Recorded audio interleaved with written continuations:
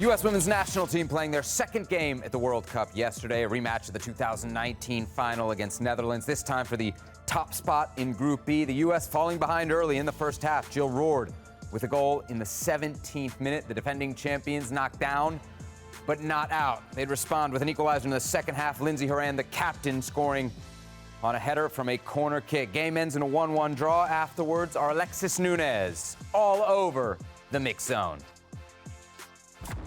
So it was a difficult match, as you said, and even though it didn't finish the way we wanted to finish, I thought it was a very good match for our team, especially for a group of young players. They grew throughout the game individually, but also as a team, we grew throughout the game as well.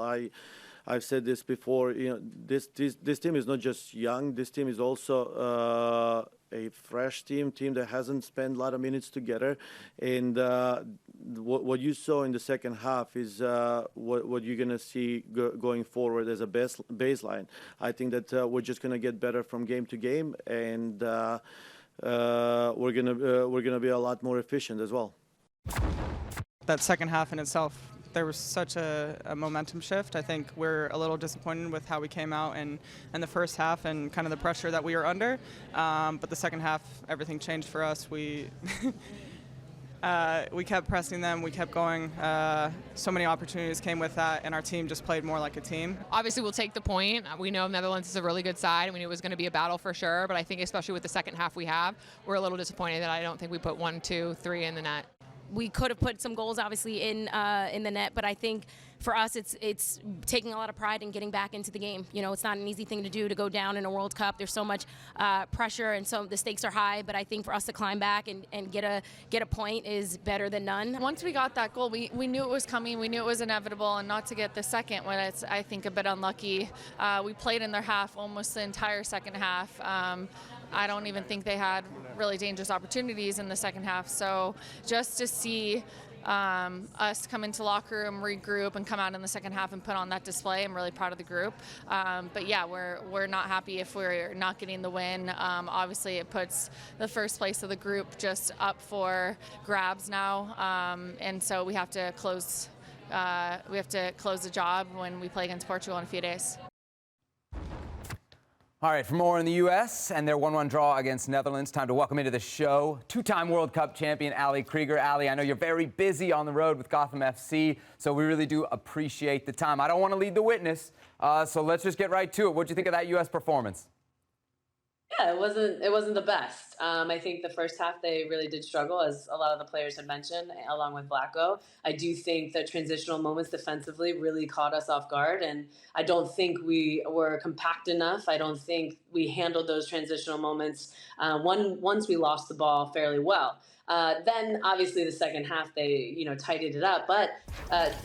The Dutch were still able to kind of break lines, even building out of the back, and we couldn't seem to figure that out. And I do feel like they had a really good game. Yes, in the end, they started to get tired. I think the Dutch really showed that.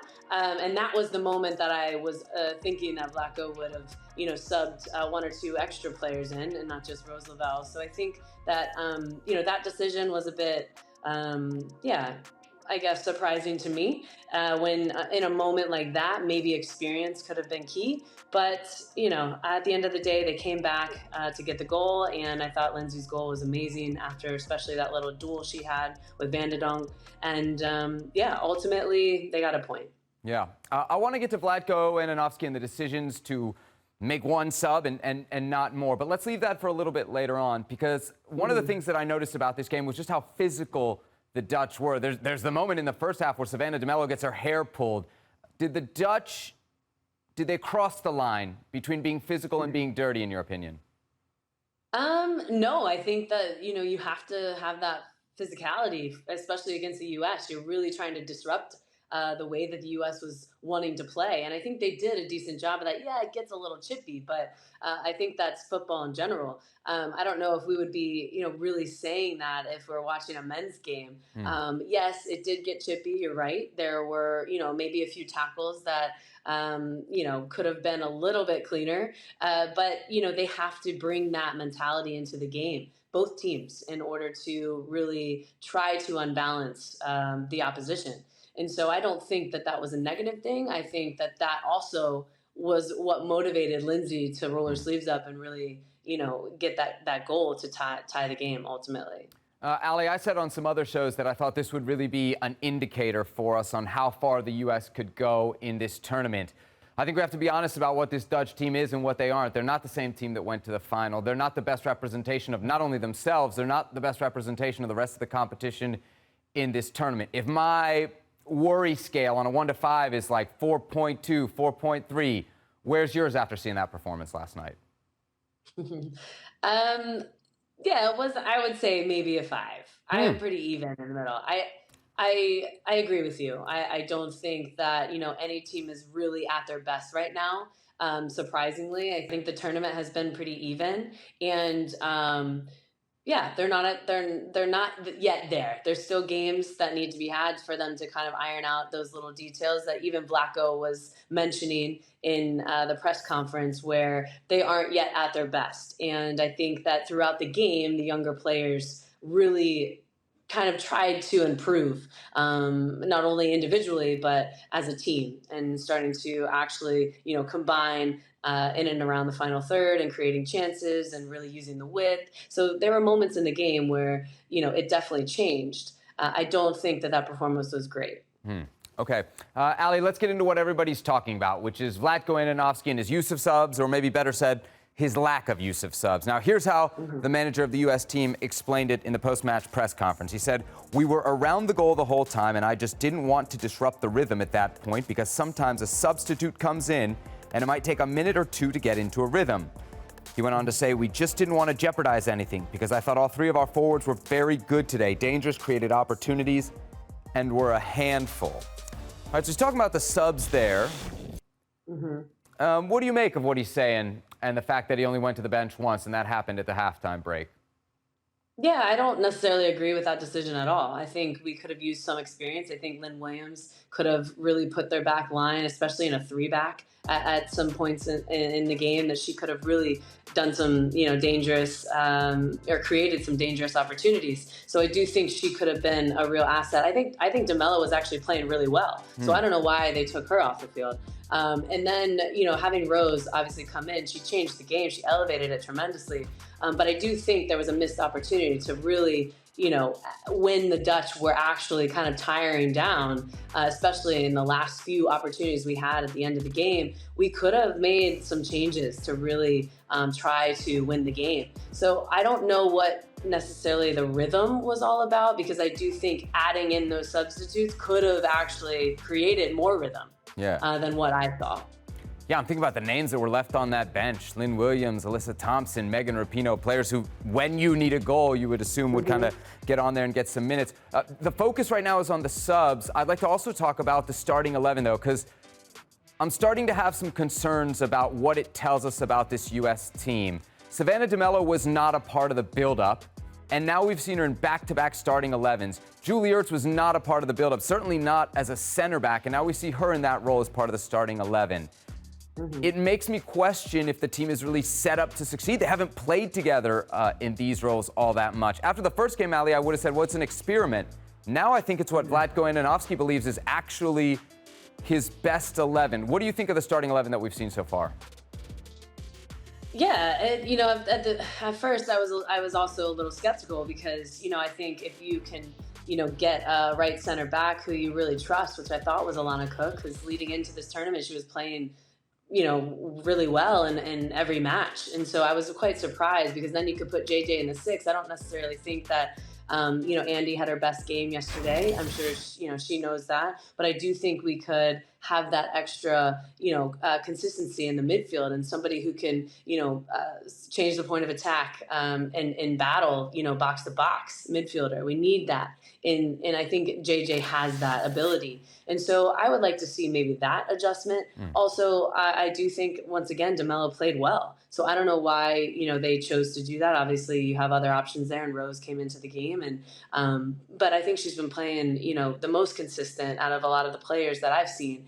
But leading up into a tournament like this, in my previous years playing on the national team, we had our team set months and months in advance. And so we were always so used to who was starting. There might have been maybe one or two changes throughout the tournament, but you really knew who was going to be consistent and consistently in the first 11. And so everyone kind of knew their role and responsibility. Here, it seems like it's just a bit, mixed, and he's a little unsure. Maybe he doesn't trust some of the players and their ability, which is surprising to me because, the lineup is a lot different than what we've seen leading up into this World Cup and also in qualifiers. So, yeah, I'm a bit surprised. I hope that we can see some of the, veteran players moving into the next match, or at least subbed in like we had discussed earlier. Ali, I mentioned at the top of the segment, our Alexis Nunes was all over the mix zone. She also asked Alex Morgan specifically about the attack. Let's listen in to what Morgan had to say. No World Cup is complete without an Alex Morgan goal. I think a lot of people are waiting for it. How are you feeling out there? I'm feeling good. It's coming, and I'm just being patient with it and trying to do as much as I can to put myself and Soph and Trin in goal-scoring positions, and got myself in some of those positions today, but now it's all about putting them back in the net. All right, so here's a look at some numbers. The U.S. women's national team at the World Cup when it comes to the attack. Of course, 3 goals in the opener against Vietnam, just 1 against the Dutch. We've seen the same starting 3, Ali, in both of these games up top.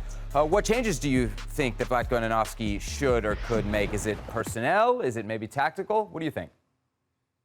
Yeah, I think you should give, I keep saying Lynn, but I'm seeing her day in and day out in training and in games, and she scored 7 goals in NBSL. She was, at the top of her game going into making the squad and going into this tournament. And I do think that, maybe there was some moments yesterday where I thought she could have came in a little bit earlier, maybe for Trin or for Alex, and then Soph could have moved into the 9. Or, she could have came in for Alex and then played the 9, and then Soph and Trin can be on the flank as, as consistent as he wants it. So I don't, I hope to see her have an opportunity. And I know what she can bring. I know how good she can be. And that's me just seeing her every single day. And then Pino, I think she has this individual magic that you can't really replicate. And I do value her. And I know I played with her for a long time, but I know also that it only takes that 1 or 2, chance of that individual flair that she can bring to the game. And we were missing that slight, experience yesterday, in my opinion. Yeah, Sophia Smith with a couple goals in the tournament, but Alex Morgan, Trinity Rodman still to break through. All right, Ali, before we let you go, I got to ask you about something that really caught my eye, or maybe I should say caught my ear in the pregame to this, and those were the comments from the Dutch manager about this American team and kind of where they are currently. He said, in the past, the U.S. women's national team were a lot fitter than the rest of the world, but those days are over.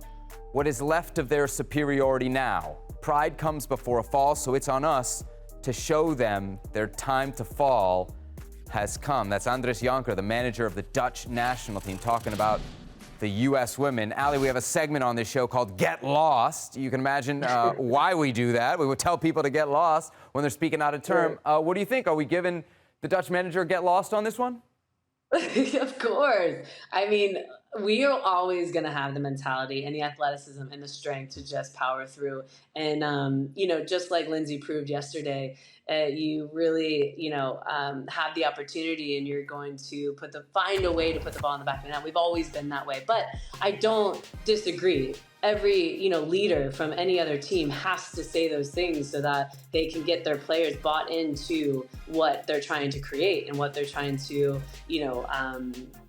emulate, and especially at the highest level. I really believe that people are so attracted to how we have shown up for each other and winning championships over the years that they're trying to kind of take bits and pieces and learn on how we have become so successful. And so I don't take that as, you know, something so negative. I think it's great that he needs to say that to, you know, his players and his staff to be that leader that they can follow and say, hey, we're in this with you, and we believe that, and we're bought in, and this is now, you know, the mentality that we want to carry. So I don't take that as, you know, a negative thing. I think it's really positive because we have affected so many teams over the years around the world, just with our mentality and the way that we are fit and athletic and, you know, fitter, faster, stronger. And it's been like that for years. So, you know, at some point, you have to really start taking notes and see what, you know, the differences are of how we prepare